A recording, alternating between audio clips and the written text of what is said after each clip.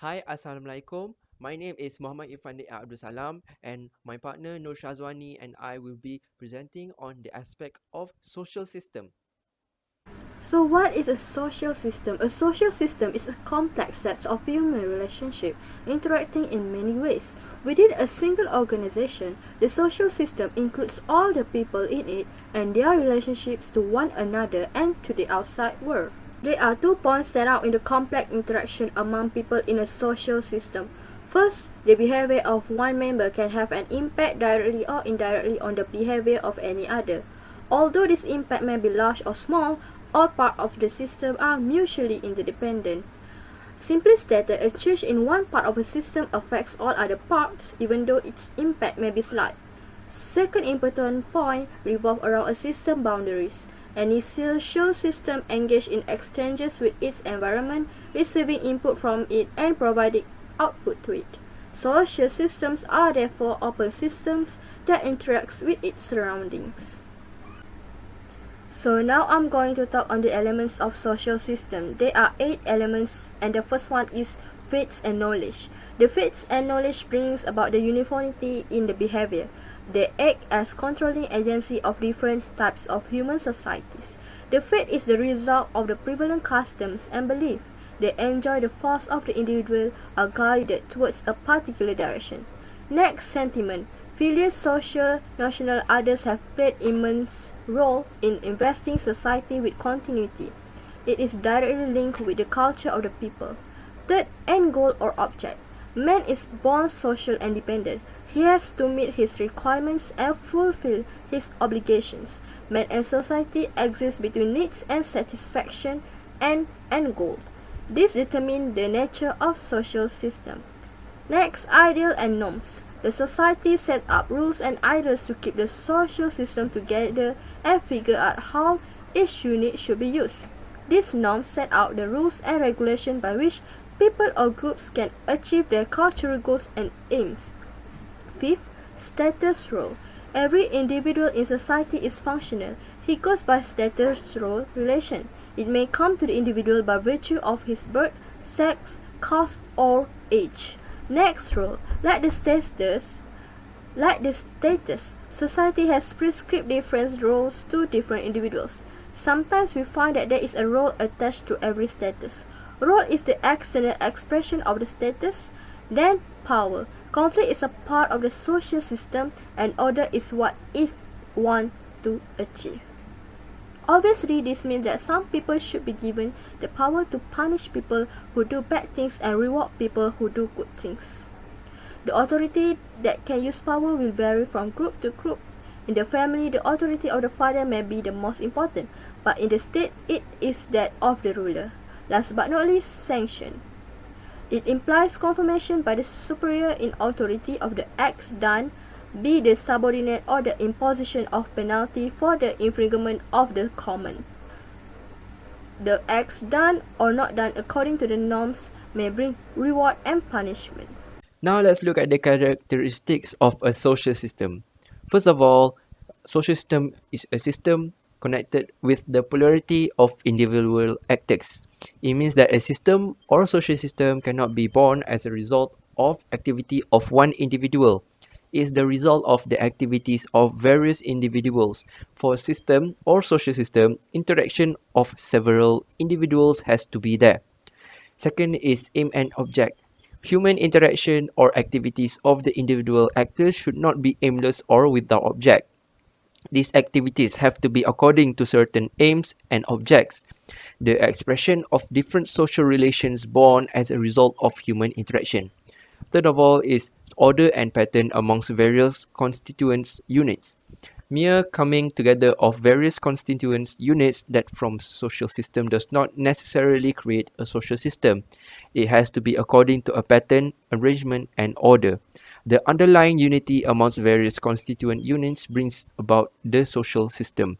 Fourth is functional relation is the basis of unity. We have already seen different constituent units have a unity in order to form a system. This unity is based on functional relations. As a result of functional relationships between different constituent units, an integrated whole is created, and this is known as social system. The fifth is physical or environmental aspect of a social system.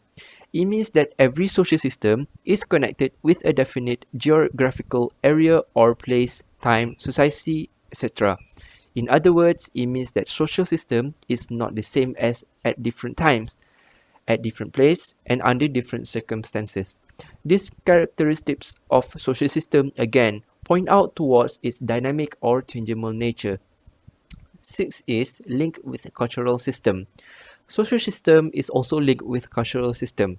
It means that cultural system brings about unity amongst different members of the society on different bases of culture, tradition, and religion. Seventh is express and implied aims and objects. Social system is also linked with expressive and implied aims. In other words, it means that social system is the coming together of different individual actors who are motivated by their aims and objective and their needs. Eight is characteristics of adjustment. Social system has the characteristics of adjustment. It is a dynamic phenomenon which is influenced by the changes caused by the social form. We have also seen that social system is influenced by aims, objects, and the needs of society. It means that social system shall be relevant only if it changes itself according to the changed objects and needs. It has been seen that change takes place in the social system due to human needs, environment, and historical conditions and phenomena. Lastly is order, pattern, and balance. Social system has the characteristics of pattern, order, and balance. Social system is not an integrated whole but putting together of different units. This coming together does not take place in a random and haphazard manner. There is an order and balance. It is because different units of society does not work as independent units, but they do not exist in a vacuum, but in a social cultural pattern. In the pattern, different units have different functions and roles. It means that there is pattern and order in the social system. Now let's look at the types of social system. There are four types of social system. The first is particularistic ascriptive type. The second is particularistic achievement type. The third is universalistic achievement type. The fourth is universalistic ascription type. The first type that we are going to look at is the particularistic ascriptive type. According to Parsons, this type of social system tends to be organized around kinship and sociality. The normative patterns of such a system are traditionally and thoroughly dominated by the elements of ascription. This type of system is mostly represented by preliterate societies in which needs are limited to biological survival. The second type that we are looking at is particularistic achievement type. There is a significant role of religious ideas as differentiating element in social life. When these religious ideas are rationally systemized, that possibility of new religious concepts emerge as a result of this nature of prophecy, and secondly, it may depend on empirical realm to which the prophecy is connected.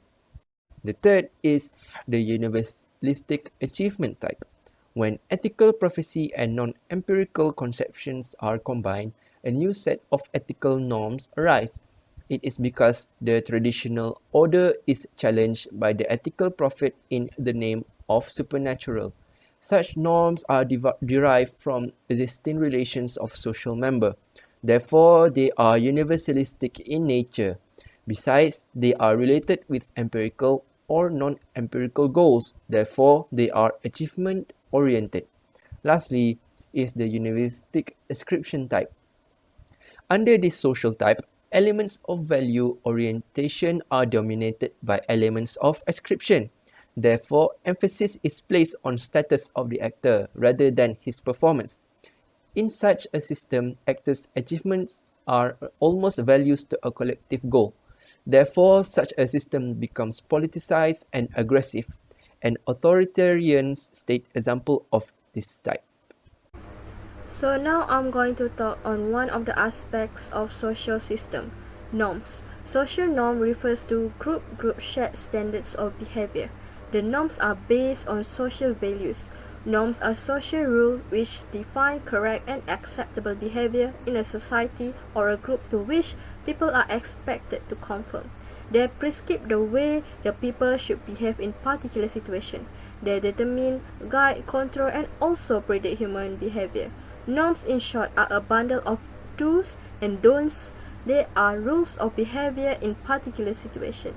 For example, in all societies, there are norms which define acceptable male and female dress.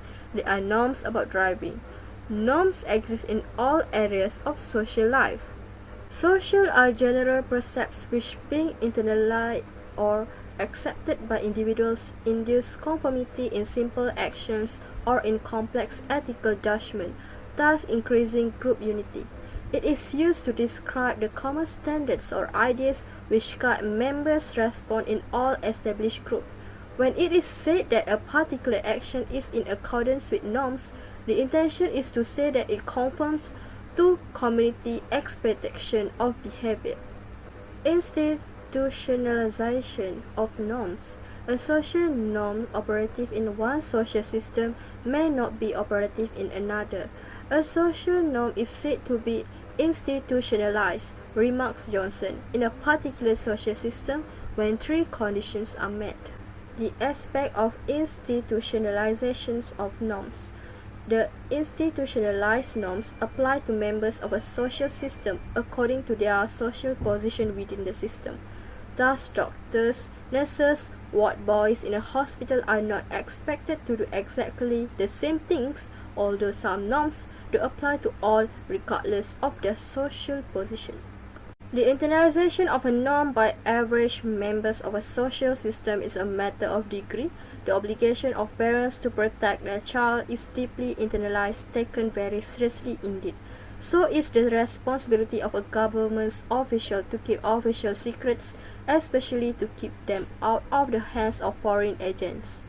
Similarly, in a marriage where both husband and wife are working, the expectation of mutual sexual fidelity is more binding than the expectation that the wife will get the husband's breakfast. The widespread acceptance of a norm in a social system is also a matter of degree. In a large-scale social system, it is not necessary for everyone to know about, let alone accept all the norms operative in the system.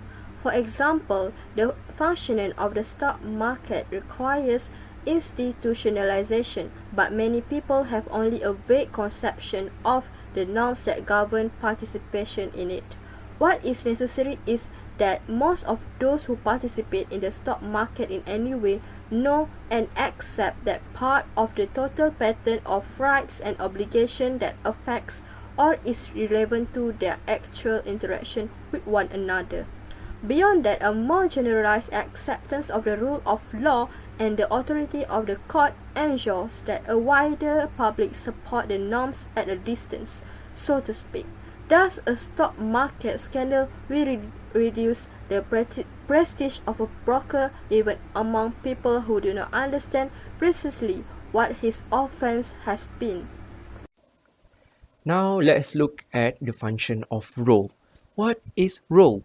Role is a pattern of actions expected of a person in activities involving others. Role reflects a person's position in the social system with its accompanying rights, obligation, power, and responsibility.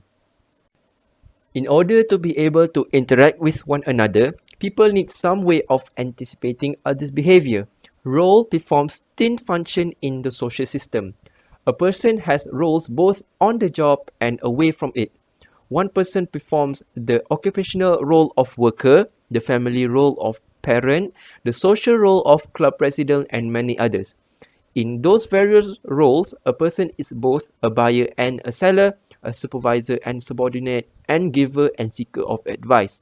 Each role calls for different type of behavior.